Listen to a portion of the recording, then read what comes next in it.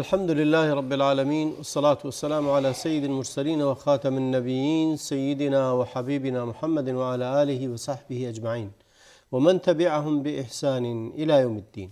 با سلام و درود خدمت شما بینندگان عزیز و آرزوی قبولی طاعات و عباداتتون و استجابه دعاهاتون. امیدوارم بهره کافی و وافی را از این ماه پر از فیض و برکت برده باشید.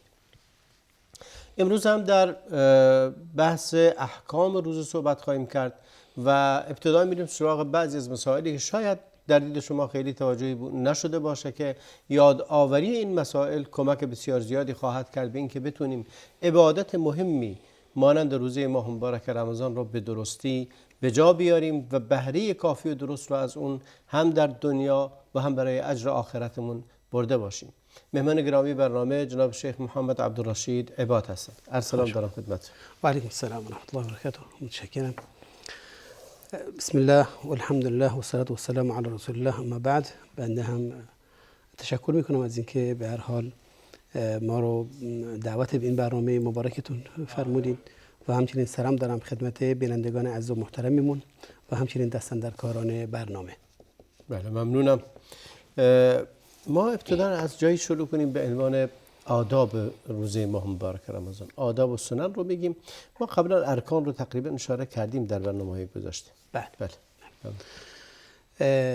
طبعا هر عبادتی خصوصیات خاص خودشو داره و یک به هر حال لوازماتی داره که انسان میبایستی اونها رو در نظر بگیره و مد نظر بگیره و الا از عبادتش چیزی نمیمونه بجز همون رسمش. طبعا واجباتی است که ما میدونیم و چنانچه اشاره فرمودید سابقا اشاره شده و آداب و رسومی هم داره که انسان میبایستی اون رو به هر حال مد نظر قرار بده، زیرا که رسول الله صلی الله علیه و آله میفرماید که من لم یدع قول الزور فلیس لله له او فلیس له حاجه ان یدع طعامه او شرابه او كما قال صلی الله علیه و آله، که اگر کسی مثلا حالا زور گفتن و غیبت و این مسائل دیگه، یعنی دروغ گفتن و اینها رو کنار نذاره، دیگه خداوند نیازی نداره که کی از شما بیاد حالا غذا و طعامش رو از خودش، غذاش و نوشیدنی رو بر خودش حرام کنه. در اصل این مطلب رو میرسونه که حقیقتا این روزه داره یک درس میده به ما رو داره به یک عادت خوبی به هر حال ما رو داره سوق میده. ما رو داره به هر حال داره منضبط میکنه که چگونه باشیم. نه تنها این که ما حالا در نفس خودمون میخواد چیزی بهمون القا کنه که حالا چیزی منع کنیم انجام ندیم و بر حسب اعتقاد، بلکه میخواد بسی از اخلاقیات سوء و بد و زشت در جامعه که شاید آثار بسیار منفی هم داشته و مخربی داشته باشه حتی در ارتباطات جمعی، حتی در این هم داره ما را چه کار میکنه؟ داره سوق میده. پس روزی گرفتن تنها نخوردن و نآشامیدن و دوری جستن از مقاربات و مسائل نیست، بلکه یک عادت دادن به یک مسائلی است که باعث ارتفاع معنویت انسان خواهد شد حتی در جامعه. مثلا طبعا در کسی که روزه هست حتما غیبت کردن براش حرام هست، دروغ گفتن براش حرام هست و فریب کاری و اینها براش حرام هست، هرچند که بگیم اینها در ظاهر روزه رو باطل نمیکنه، مثل خوردن نیست که باطل کرده باشه، اما در اصل اثر معنوی داره که بگیم اجر و ثواب روزه رو کم میکنه. اجر و ثواب اینها رو داره چیکار میکنه؟ کم میکنه. پس از آدابش چیه؟ دوری جستن از غیبت کردن، نمیمه، سخن پراکنی و هر بقیه چیزهای حرامی که وجود داره و جزو مبتلات نیستن ولی جزو یعنی آداب هستن که میباید ازش دوری کنه که اجر و ثواب روزه را کم میکنه تا جایی که برسه که هیچ ثمری از اون نداشته باشه. و همچنین از آداب روزه این که ما تمسک بجوییم به سنن که رسول الله صلی الله علیه و آله در این باره به هر حال ما رو توجیه فرمود. اگر در این بعد یک حدیثی از رسول الله علیه و آله فرمود که اگر کسی از شما روزه بود و کسی دیگری بهش فحش داد، بد گفت، این در جواب بگه اللهم انی صائم. و این کان صوم یوم احدکم فلا یصم ولا یرفث بله. و ان صابه احد فلیقل انی صائم او کما قال صلی الله علیه و سلم. اگر کسی اون رو دشمنی داد و فحش داد، قبل اگر یکی از شما روزه بود فلا یرفث ولا یسخب. بله، اگر کسی از شما روزه باشه اون روز، پس پرخاش نکنه، بدگویی نکنه.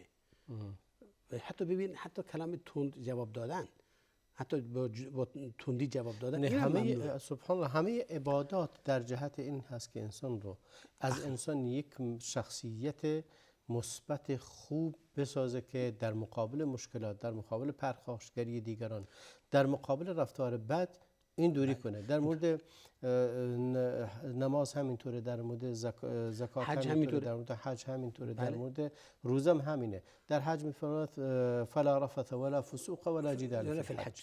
در مورد روزم پیامبر فرمود فلا یرفث ولا یسخب.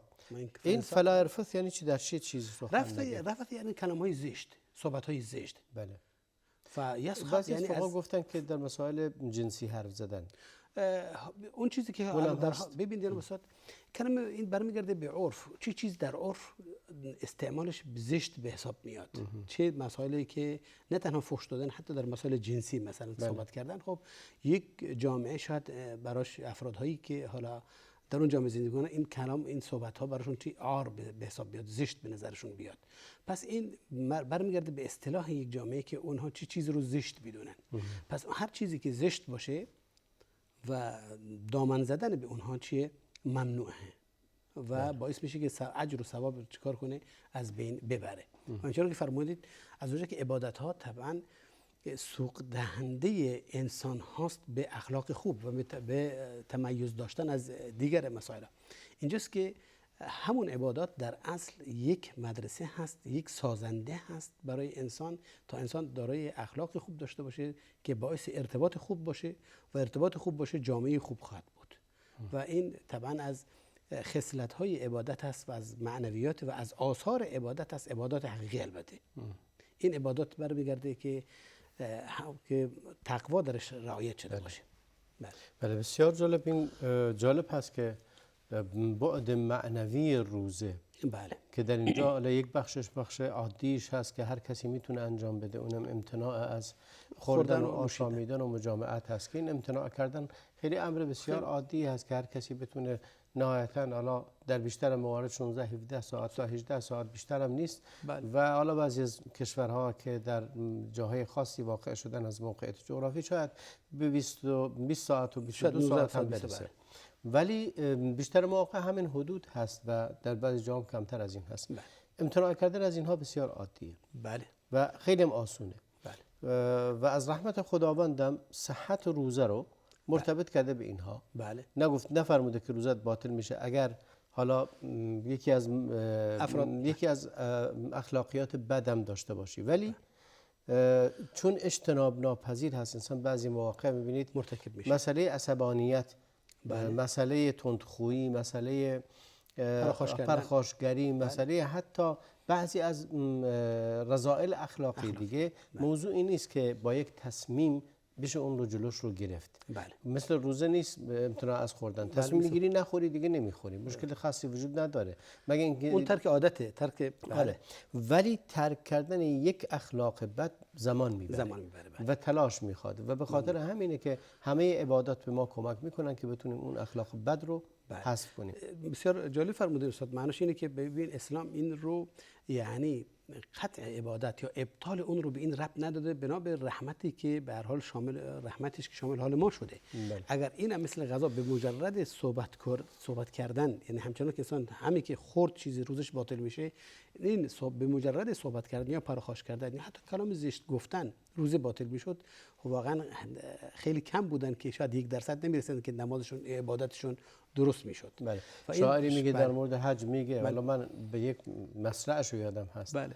میگه ما حججت ولكن حجت العير بله. اگه تو خلاصه بدی ها رو کنار نذاری، فقط مسافت سفر رو بیای که حج کنی، بله. تو حج نکردی. اون شطوری که سوارش شدی حج اون کرده. حج کرده. بله. یعنی اون بیشتر از تو بهره برده از این حج. بله. اونم داره مسیر رو میاد، تو هم داری مسیر رو میاد. حالا بله. تازه تو سوار بر اونم شدی، داری میای یا وسایل تو روی اون کول اون گذاشتی، بله. داری سفر رو انجام میدی. اون بیشتر متحمل شده. آره اون زحمت که تو مثل اون راه رفتی، بله. مثل اون بالا کمتر از اون. به مجرد سفر فقط اومدی. فقط اومدی اون حج کرده. اگه قرار بنا باشه بر این که این عبادت مرتبط باشه به این که انسان فقط ظاهر رو انجام بده، بله. کار چندانی نکرده. تفاوتی با اون حیوانی که به هر حال امراش بوده و سفرش الان که کسی هم روزه گرفته باشه تفاوتی نداره با کسی که داره رژیم میگیره. اگه قرار باشه بنا باشه بر این که انسان فقط امتناع کنه یا نماز خوندن، همونطوری که رسول الله علیه السلام فرمود بجز مشقت نشستن و برخاستن و نمیدونم چیز دیگه عایدش نمیشه از نمازش. بله. رب قائم لیس له من قیامه الا السحر. بله. ولا رب صائم ليس من صيامه الا الجوع والعطش. بله. الجوع والعطش. بله. که بعضی هستن که از روزه فقط گرسنگی و تشنگیشو بهره میبرن. بله. این از آدابی است که میبایست این رو مد نظر قرار داد و ما اولین چیزی که اولویت پیدا میکنه ما بهش تمسک بجوییم، حقیقتش کنار گذاشتن همون اخلاقیات رذیله هست که همیشه دائما هست. بله اون لب بشه. احسنت. این لب بشه. هرچند که ما وظیفه داریم همیشه این رو رعایت کنیم، اما خصوصا برای اینکه انسان به هر حال زمانی باشه که خودش رو وادار کنه به تمسک به این امر، به اخلاقیات خوب. حالا این بهترین زمان همون زمان روزه است که انسان مد نظر داشته باشه، حتی در مقابل برای اینکه خودش رو بتونه قانع کنه در مقابل بدیهای دیگران. ببین خداوند این رو به هر حال این برنامه رو برامون گذاشته، گفته بگو فلیقل انی صائم. دیگه تموم شد. خود به هر حال خودش رو قانع کرده که نمیتونه جواب بده به خاطر اینه که روزه هست، نه که حالا نمیتونه در مقابلش بیسته. خب بعضی موقع نفس شریره به هر حال انسان رو فریب میده که مگر شما چی کم داره، چرا نمیتونه جوابش بدید. اما این معنویات هست که داره شما رو راهنمایی میکنه. نه اگر شما نمیخواید جوابش بدید، در واقع تمرین کردن یک ماه انسان تمرین میکنه که در مقابل این خواسته ها و این انفعالاتی که شاید بیشتر مواقع بر اثر وسوسه شیطان، بر اثر غلبه هوای نفس انسان منفعل بشه و رفتاری بکنه در حالی که متناقض با روزه هست. روزه اقتضا میکنه که انسان برخوردش خوب باشه، رفتارش خوب باشه. و یک جایی خیلی مواقع هست که مردم به خاطر این تفاوتی که بین احکام فقهی وجود داره و بین این مسائل معنوی وجود داره فکر میکنن که اینا مهم نیست. در حالی که این اصله. اونی که داری انجام میدی درست فقه مرتبط روزه صحیح یا صحیح نیست، این مسئله در ظاهر پیش است، این ظاهرش. فقه فقط ظاهر رو نگاه میکنه. این نقطه باید مورد توجه بیشتر قرار بگیره به نظر جناب علی. حتما اصل اینه استاد. ببینید همچنان که این حدیث به هر حال بیان شد قبل از این که و رب صائم لیس من صیامه الا الجوع والعطش کما فرمودید. ببین پس این داره ما در ظاهر فقط داریم خودمون خسته میکنیم. درسته که حالا فقیه نمیگه روزه شما باطل شده چون عملی انجام نده، اما آیا منظور از عبادات همون اجر و ثواب و تمسک به دین هست؟ این اصله که شما ببینید آیا به هر حال اعمال خوبتون وزن به هر حال چیز شده یا نه، قبول شده یا نه، یا وزن پیدا کرده یا نه. درسته. اما وقتی که این مسائل پیش بیاد و انسان عبادتش و معنویتش رو از دست داده باشه که دیگه ظاهرش که براش هیچ نفعی نخواهد داشت الا الجوع. بر روی همین اساس است که کسایی مثل امام ابو حامد غزالی و بعد اون هم کسای دیگری مثل ابن القیم روزه رو تقسیم کردن، روزه عام و روزه عوام، روزه خواص و روزه خواص. این تقسیم بندی ها بعد از اینکه برگشتیم اشاره کوتاهی به این خواهیم داشت. توقف کوتاهی میکنیم. با ما بمونید بینندگان عزیز، برمیگردیم به استودیو.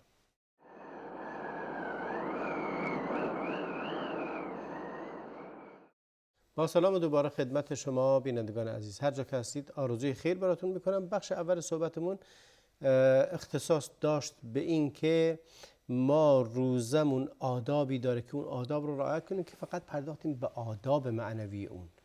آداب معنوی بسیار مهمه. آخرین سوالی که بنده خدمت شما داشتم یا در واقع توضیحی خواستم از جناب عالی در باب این تقسیم بندی که بیشتر علمای اخلاق مثل امام ابو حامد غزالی، ابن القیم به این اشاره کردن، روزه رو تقسیم کردن. فکر کنم امام نووی هم به همین اشاره کرده باشه.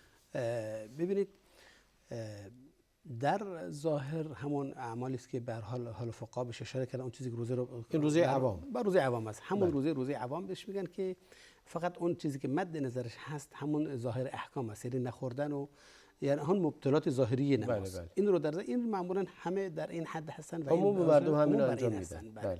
اما روزه خاص اون کسانی هستن که غیر از این مسئله همون معنویت رو باز مد نظر قرار میدن، یعنی حالا از مناهی اخلاقی هم دوری میکنن، اون رو مثلا غیبت زبانشون رو میگیرن، بد رو نشنون، بد رو نبینن، یعنی همه اینها رو جزء روزه، جزء به حساب دستورات روزه رو به هر حال به اجرا گذاشتن که به هر حال نامحرم رو نبینن، نگاه نکنن، بد نگوین، بد نشنون. بله این دیگه به هر حال جزء خاص است که یه مرتبه از اونها چیه؟ بالاتره. اما کسان دیگه که باز از اینها مهمتر هستند که معمولا به هر حال کلشون وجودشون به هر حال به قول حتی از خواطر قلب، بس اینه که دلشون هم از فکر بد کردن، از فکر بد کردن، از تصور بد کردن، از منفی فکر کردن، اینا رو جلوگیری میکنه. از ناامیدی از رحمت خدا، از خسته شدن از عبادت، خیلی از چیزایی که معنوی تره در معتقدات، در تصورات. اصلا در تصورات اونها حتی این هم، یعنی حتی اعمالی که میبینن در ظاهر شاید عکس العمل بد داشته، اونها هم در تعبیل بد به هیچ عنوان بهش نگاه نمیکنن، بلکه براش یک عللی رو براش قرار میدن و اونم به عنوان حسن ظن بهش نگاه میکنن. بله. ما آیا روزه جوارح هم داریم؟ بدون شک.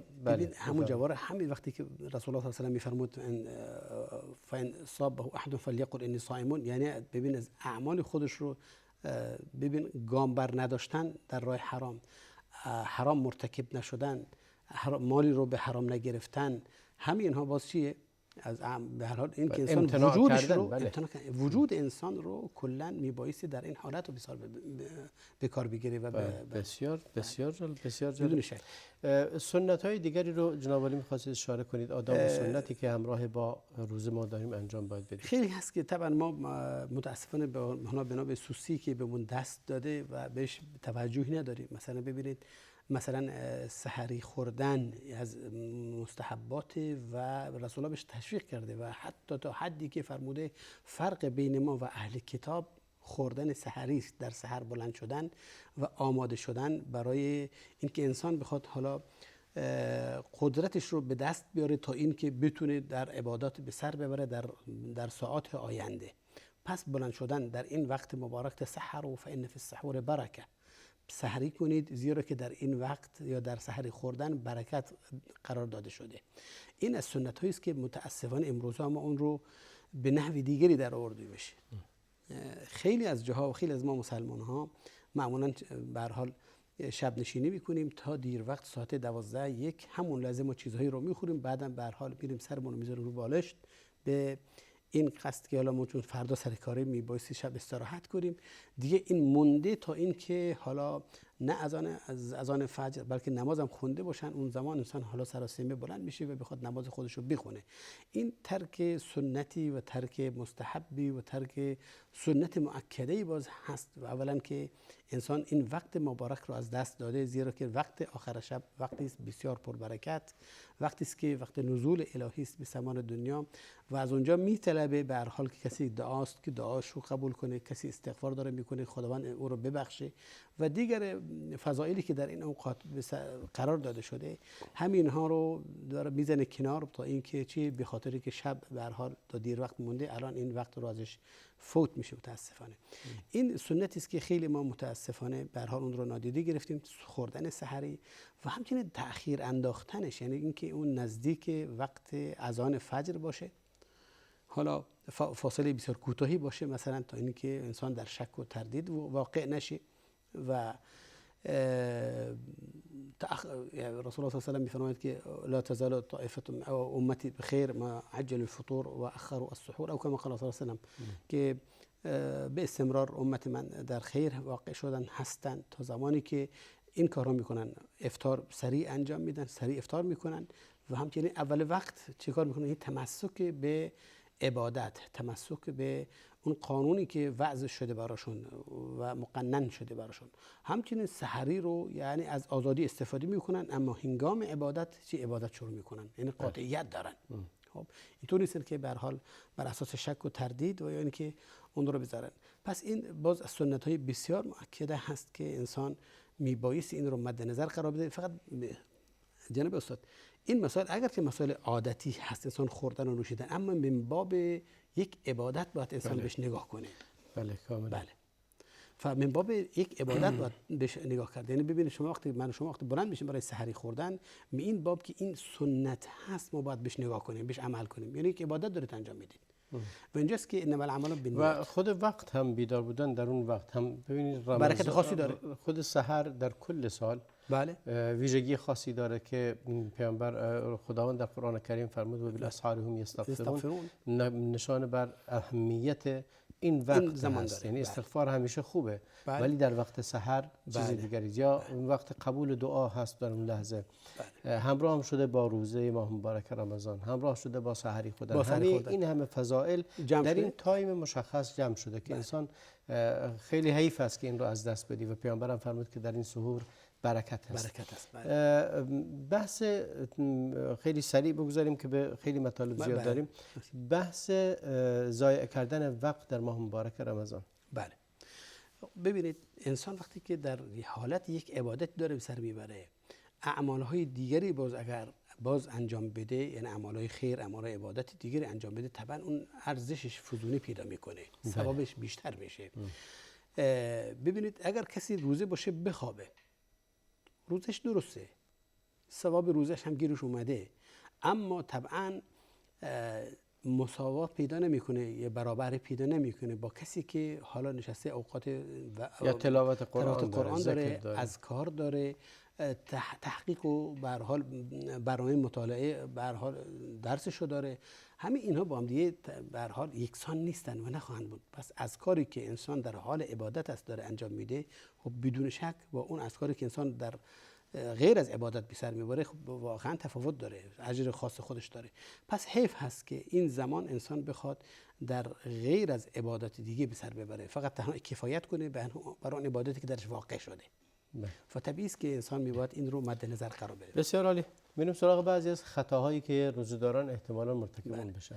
حالا مسائلی هم هست باز برای افطار و اشتباه کردن. به هر حال کسی اشتباها مثلا سحری دیر بخوره، متوجه باشه مسائل فقهی است که به هر حال بهش معلقی کسی که سحری بخوره. بسیار خوب به این بپردازیم، خیلی مهمه این نکته. بله خوش اگر وقت سحری الان وقت اذان مشخصه، وقت افطار هم مشخصه، بله، آیا ما به چی ملتزم بشیم؟ آیا به اینکه خودمون، حالا بعضی هستن سوال میکنن میگن در قدیم مثلا ساعت نبوده، در قدیم این تقویم ها نبودن، در نتیجه ساعت رو قبول ندارن، تقویم هم قبول ندارن. میگه ما خودمون دیدیم هوا تاریک شد دیگه افطار میکنیم، دیدیم هوا روشن شد دیگه سحری امتناع میکنیم از خوردن. ببینید تشخیص شدن هوا و اینکه انسان توجه کنه و این مسائل رو به هر حال بیابی که آیا روز شروع شده، روز نشده، این آثاری که وجود داره برای اینکه ما عبادتمون رو درست انجام میدیم همچنان که قرآن خواسته باشه. قرآن خواسته از ما. پس این آثاری است که دلالت داره بر شروع شدن یک زمان، یک عبادت، و انسان میبایست حریص باشه که عبادتش رو در زمان خودش بدون کم و کاست انجام بده. حالا اگر نفهم اشتباهاً وارد یک معرکه بشه، خب طبیعی است که لا یکلف الله نفسا الا وسعها میشه و رفع عن امتی الخطا و النسیان میشه. اما اینکه ببینید وقتی که علم پیشرفت کنه، وسایل رو برای دقت زمان به دست بیاره و ما رو به اون مطلب برسونه، و این به هر حال اعتماد به اون و اون رو یک وسیله قرار دادن برای اینکه عبادتمون بر حسب اون ما بخوایم حساب کنیم و شروع کنیم، این شاید از لوازمات باشه. استاد. اینطور نیست که بگیم که یعنی فرض هست، چون فرض ما بهش مرتبطه ما لا یتم الواجب به الا بله، ما لا یتم الواجب الا به فهو واجب. این وسایلی است که دقت این امر رو داره بیان میکنه. یعنی لحظه وجوب این که عبادت رو شروع میکنی اون رو برات نمایان داره میکنه. خب مثلا نمیتونه کسی بگه که من این رو بهش اعتماد نمیکنم بر حسب حالا یا شاید جهلی که داشته باشه و بخواد به همون به هر حال مسائلی که خودش میدونه و آثاری که خودش مد نظرش هست میخواد به تحقیق کنه. پس توجه کردن به این ساعات و به این دقایق و به این وسایلی که وجود داره امروزها حتما اعتماد بهش کردن لازم هست استاد. اینطور نیست که بر اساس شک بهش نگاه کنه، نه خیر، این حساب ریاضی است و دقت در آن بسیار بالاست و طبیعی است که اعتماد میبایستی به این کرد. پس اگر از آن با دقت بر اساس اون حساباتی که شده از آن داده بشه، دیگه انسان وارد شدن در اون زمان، یعنی گذشتن از زمان در حال افطار حرام هست براش. بله. یعنی حق نداره بخوره، حق نداره بنوشه با مجرد از آن گفتن. حال برمیگرده که معمولا سوالاتی که زیاد پیش میاد، اگر کسی خوابیده باشه و بلند بشه، به هر حال حالا سراسیمه بخواد خودشو بزنه به آب و به چیزی بنوشه و بخوره، به حالا نمیدونه حقا که الان شب هست یا روز هست. این سوالات معمولا خیلی زیاد میکنن در این ایام، در ماه مبارک رمضان این سوالات پیش میاد، زیاد هم واقع میشه حقیقتا. زیرا که یکی میخوابه خوابش میبره، به هر وقت بلند میشه بدون که توجه کنه به ساعت، یه چیزی رو آب چیزی میخوره. بله که اینکه بله، حالا اگه بخواد بخوابه خوابش ببره، چیز نوشیده باشه، چیز خورده باشه. بعضی وقتا پیش میاد، یعنی یک امر واقعی هست، خیلی هستن که شاید سوالشون این هست، بیدار میشه بله و از ترس اینکه واقعا صبح شده باشه از کسی نمیپرسه، مستقیم میره سراغ خوراکی رو میخوره، میگه اگه بپرسم میترسم که روز شده باشه و در نتیجه بذار بخورم بعد میپرسم. بله. نه این اشتباهه، این کاملا غلطه. انسان میبایستی اول تحقیق کنه، زیرا که داره به یک امری دست میزنه. شک داری دربارش؟ بله خب درسته که شما شک دارید، اما انسان محاوله میکنه، اگر به مطلب دست پیدا نکرد مانی نداره. حالا ببینید این که اصلا توجه نکنه، باید شک رو کنار بذاره، به یقین باید برسه 100%. خب ببین بعضی موقع انسان نمیدونه، حالا ساعتایی در دست داره نگاه میکنه، اشتباه میبینه، مثلا اشتباه نگاه میکنه، خب آبشو مینوشه، شاید بعدها این طبعا مبدل به یقین بشه که اون زمانی که ایشون چیزی خوردن یا نوشیدن مثلا بعد از نیم ساعت بعد از اذان بوده. خب یقین پیدا میکنه. در این صورت این حکمش فرق میکنه با کسی که براش تبیین نشده باشه حتی الان که آیا اون زمان که خورده واقعا وقت اذان بوده یا وقت اذان نبوده. خب این شخص که خورده میگیم فقط گناه نداره، گناه تعمد نداره، اما روزش طبعا درست نیست و حتما میبایستی چیکار کنه؟ قضا کنه. فقط این که حالا بگیم این امر این خودشو محروم کرده باشه از سبب اون، میگیم نه، محروم نشده، زیرا که ایشون قصدی نداشتن. اما روزی حقیقی نبوده، زیرا که زمانی از روزی که میبایستی در حال روزه بوده باشه ایشون گذراندن و روزه هم نبودن دیگه، خوردن دیگه. اینجاست که قضای اون براش چیه؟ لازم میشه و واجب میشه. اما اگه کسی چیزی بنوشه، همچنان که خدمتتون عرض شد، و بدون توجه داشتن، بعد هم در شک و تردید داره به سر میبره و به هیچ نتیجه نرسیده تا به حال که اون زمانی که ایشون این خوردن از آن داده بوده یا از آن نه، یا وقت از آن نبوده، در اینجا میگیم که روزشون درسته. بله بسیار عالی. توقفی میکنیم، برمیگردیم خدمت شما. بینندگان عزیز با ما بمونید، توقف میکنیم و برمیگردیم به استودیو.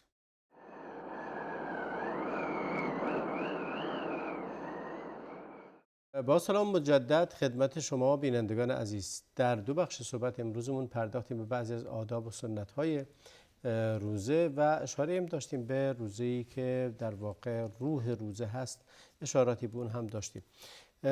جناب دکتر، ما در مورد بعضی از آداب و سنت‌ها گفتیم که در مورد افطار و سحری صحبت کردیم. آیا آداب دیگری وجود داره؟ حالا دیگر یا پردازیم به خطاهای باشه روزه دارن، چون وقت کم هست، هرچی بیشتر در مورد احکام بگیم بهتر، نیاز مردم بیشتر هست. بله. ممنون. خطایی که صورت میگیره چه نوع خطایی هستند احتمالاً؟ خطایی هستند که حالا باید ما در حال به اون توجه کنیم و این اشتباهات پیش نیاد، خصوصا آن چیزی که بیشتر ما امروزا بهش عادت بکنیم. نگفته اون وقتی میگیم خطایی سر میزنه، هر کسی در اون چیزی که حوالی خودشو میبینه صحبت میکنه، اون چیزی که در اون منطقه وجود داره شاید در بسیاری از مناطق چیزی دیگه وجود داشته باشه که مد نظر ما نباشه و عموما اون چیزی که حالا تضاد داره با سنت و با مستحبات میگیم که این خلافه و این اشتباهاتی است که به هر حال از که افراد سر میزنه. بزرگترین عیب و بزرگترین اشتباه یا خطاهایی که ما مرتکب میشین همون اعمالی است که ما بهش اشاره کردیم که باعث به حساب از بین رفتن اجر و ثواب این روزه ما خواهد شد که همون متاسفانه خیلی ما به دید حالا تساهل بهش نگاه میکنیم، غیبت کردن، مسخره کردن و حالا سخن پراکنی کردن و بدون که توجه داشته باشیم کسی این رو گفت، کسی این رو انجام داد، فلان کس داشت این رو میکرد، من این رو شنیدم از فلان کس که درباره فلان اینو میگفتن، آیا این درست هست؟ ببینید این مسائلی که انسان شاید شایع پیدا کنه در یک جامعه و بخواد کسی بخواد این رو داره از دیگری بپرسه یا اینکه میخواد قصد اطلاع دادن. ببین این مسائلی است که یک روزیدار همچنان که در سنت بهش اشاره کردیم و میبایستی بر حذر باشه که نکنه این مسائل، یعنی هم زبانش و هم چشمش و گوشش و تمام از اینا باید چیکار کنه، در حالت عبادت و روزه باشه که بهش صحبت کردیم زیاد بهش نمیپردازیم. و از خطاهای عمده‌ای که امروزه این روزگار وجود داره انشغال به گوشی‌های تلفن، دیدن حالا فیلم هایی که یا مبتذل یا هرچی، یا مشغول شدن نشستن پای تلویزیون یا ورق بازی کردن، اینایی که وجود داره، این خطاها بیشتر چشم میاد این روزها. بدون شک من به هر حال سطر نوشتم براشون که حالا خیلی گلچین کنیم. همچنین غفلت موندن از دعا و به هر حال از کار در این ایام مبارک باش صحبت کردیم باز، و اهتمام بیش از حد در هنگام افطار کردن، یعنی تا حدی که به حد تا اونجایی که به حد اسراف میرسه.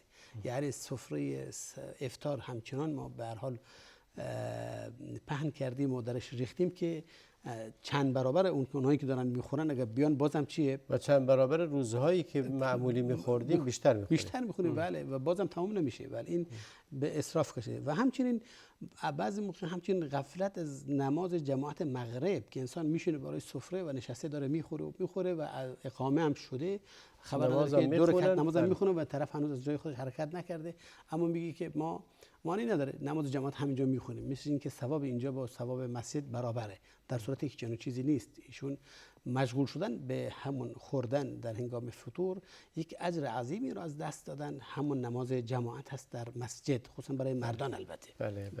این خیلی مهم هست که باید بهش توجه کرد. همچنین بعضی عادت دارن با سیگار افطار بکنن، همین منتظر اذان هستن، سیگار در بین به هر حال نخ سیگار در بین انگشتانشون نگه داشتن تا اینکه اذان میگه، و در صورتی که رسول الله صلی الله علیه و آله میفرماید که اگر افطار کردن با چی؟ با تمرات، با خرماست. اگر پیدا نکردین با آب. رسول الله صلی الله علیه و آله این رو برای ما بیان میکنه که هنگام افطار کردن از چی چیزی شروع کنیم. ما با چند عدد خرما افطار کنید یا با کمی آب؟ اگر نشد آب. بله. زیرا که اون پاک کننده هست. ببین اما داخل رو داره میشوره، نه اینکه با سیگار بخواد کسی بخواد افطار کنه. این سنت رو به دست نیاورده. حالا نمیگیم روزش خود طبعا روزه تمام شده، کسی نمیگه حالا کار گناه سیگار چیز دیگه، اما میگیم که روزه سنت این که با این افطار بشه تا انسان این اجر رو فراموش نکنه. و همچنین چنانچه اشاره فرمودید استاد، ما برنامه قرآن رو به هر حال به تأخیر بندازیم یا از کارمون کنار بذاریم و مشغول بشیم به تماشای افلام و این مسائل هایی که وجود داره. و همچنین رد و بدل، خصوصا در مورد رد و بدل کردن از طریق واتساپ و دیگر مسائل، حالا تلگرام هر چیزی موقع باشه، صحبت هایی که سزاوار نیست انسان بهش به هر حال بهش صحبت کنه، بهش لب بزنه. اصلا ببینید نقل قول ها و دروغ هایی که پخش میشه و صحبت هایی که میشه، ما از طریق واتساپ بخوایم بفرستیم برای کسی دیگه. درست که شما بهش دم نزدید، اما حقیقتش این که شما درست مروج اون افکار هستید، مروج اون خطا هستید. ما اینجا سزاوار است که هر چیزی اومد برامون بر کسی دیگه بفرستیم. شاید حالا کلیپ های بد باشه، زشت باشه، رذیله باشه، این ما بخوایم به عنوان مسخره هم که باشه برای دیگران بفرستیم، این باز سزاوار نیست، خصوصا برای همیشه و خصوصا در ایام ماه رمضان که انسان روزه باشه بخواد این رو بفرسته. این از بزرگترین چیز. ببینید باز در این ماه ناگفتن افراد به صورت اشتباه یا اینکه نمیدونن سعی میکنن قرآن بخونن، ختم کنن، اما اینا ببینید مثلا 5 نفر شدن، میان هر نفری 5 حالا یا 6 جزء رو میگیرن، میگه 6 جزء اول برای شما، 6 جزء برای من، سوم تقسیم میکنن. هر کسی میخونه بعد ادعا دارن که اینا ختم کردن. در صورتی که چنین چیزی نیست، این درست نیست اصلا. هر کدوم اجر 6 جزء میگیره. هر کسی اجر اونجا میگیره که خونده. بله، اینطور نیست که الان شما ختم کرده باشین، کسی ختم نکرده. اینجا هیچ کس ختم نکرده. اگر با هم بنشینن، حالا یکی میخونه دیگری داره گوش میده، این معنی نداره. خب ختم حساب میشه چون حضور داره توجه میکنه، متابعت میکنه. اما اینکه کسی در منظر خودش در هر جایی به هر حال هست بخواد قرآن رو بخونه، و بعدم ادعا کنه شب جمع بشن که حالا دی ختم شده، شما 6 جزء خوندید، بله من 6 جزء خوندم و ایشون خوندن، تموم شد. نه، این اشتباهه و این صحیح نیست و این اجر و ثواب ختم قرآن نداره تا بلکه ادعا کنن. بله. و همچنین یکی از اشتباهات برای روزه‌دارانی که پزشک منعش کرده، مشکلات کلیوی داره، مشکلات دیگه داره، پزشک منعش کرده که روزه بگیره، اما این اصرار داره که نه خیر، من روزه خودم رو باطل نمی‌کنم، من روزه خودم باستی بگیرم. در صورتی که قرآن می‌فرماید ولا تلقوا بأیدیکم الی التهلکه. ببین و خداوند شما دستور داده که انسان برای نفس خودش حفظ کنه، اون رو حفظ کنه، نگهش بداره از اینکه ضرر ببینه. پس درست نیست که کسی که حالا پزشک براش به هر حال روزه افطار کردن براش تجویز کرده و منعش کرده از اینکه روزه بگیره، بخواد اصرار کنه که من میخوام روزه بگیرم. خب ببین نخوردن آب یعنی چند روز اگه ادامه پیدا کنه یعنی برابر است با این که شما کلیت از دست بدین، فرد کلیش از دست بده. خب اینجاست که اینجا بگیم که روزه گرفتن اگه حقا این خطر براش داره، براش حرام میشه اصلا گرفتن روزه، نه اینکه واجب هست. زیرا که نفس رو حفظ کردن اولویت پیدا میکنه. همون چیزی که خداوند واجب کرده یعنی روزه گرفتن در اصل برای مصلحت نفس انسان هست. حالا اگه قرار شده این ضرر داشته باشه براش بنا به عللی و مشاکلی که داره وجود داره براش، خب دیگه درست نیست بهش نزدیک بشه و صحیح هم نیست. این اشتباهه که افرادهای مریض بخوان خودشون رو اصرار کنن که خودشون رو قانع کنن که ما میخوایم روزمون رو بگیریم.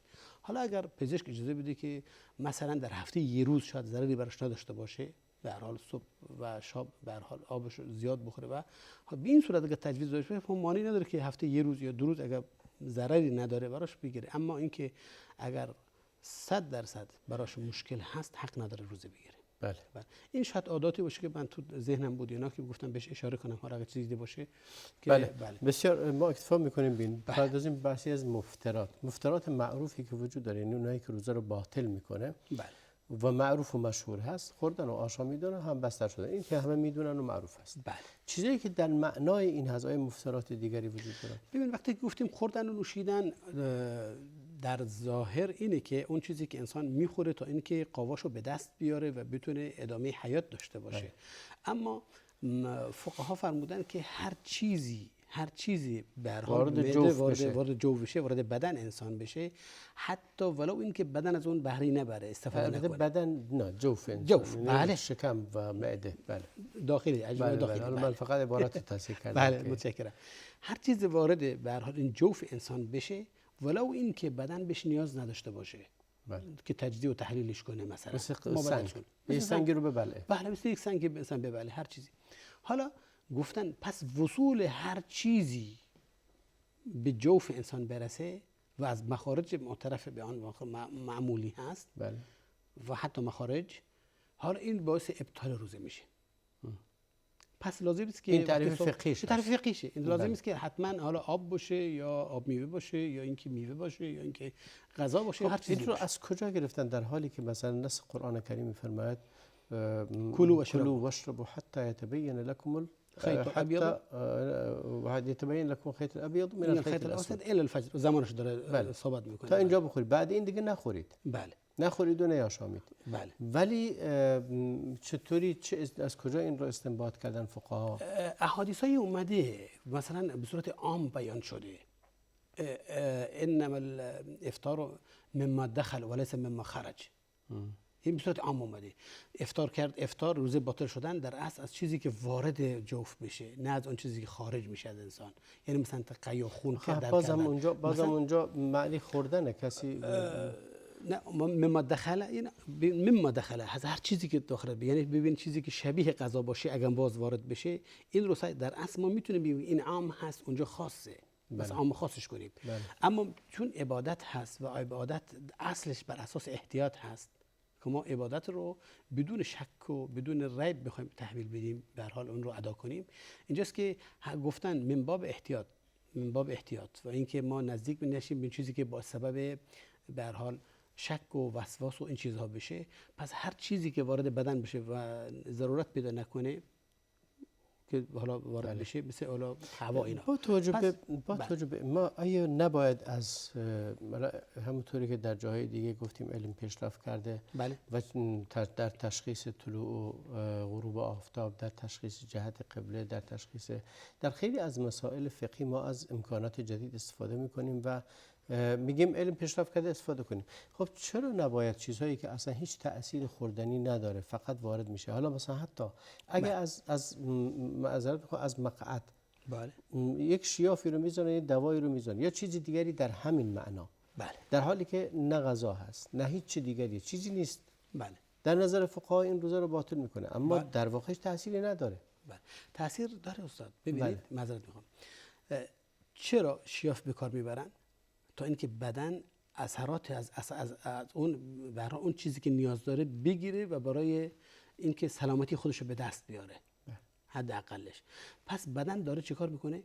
استفاده میبره از اون چیزی که وارد شده براش. نه اینکه آخر غذا نیست، تجدید شده. نه غذا. شما اگه کسی غذایی رو از مقعد وارد کنه بله و به معده نرسه، همون یعنی چند سانتی که خروجی هست، بله اونجا وارد کنه، این غذا جذب میشه؟ نه غذا جذب نشده، میگیم که غذا اون چیزی که غذا نیست، اما اون چیزی که بدن بهش نیاز داشته برای چی شده؟ جذب بدن شده. همین امر که شما فرمودید سبب خلاف شده دیگه. بسیار عالی. ما به انتهای برنامه رسیدیم. از شما جناب استاد بسیار متشکرم و شما بینندگان عزیز بسیار متشکرم که تا این لحظه با ما بودید. تا فرصتی دیگر، برنامه دیگر، همه شما عزیزان رو به خدای بزرگ میسپارم. و صلی الله و بارک علی محمد و علی آله و صحبه اجمعین.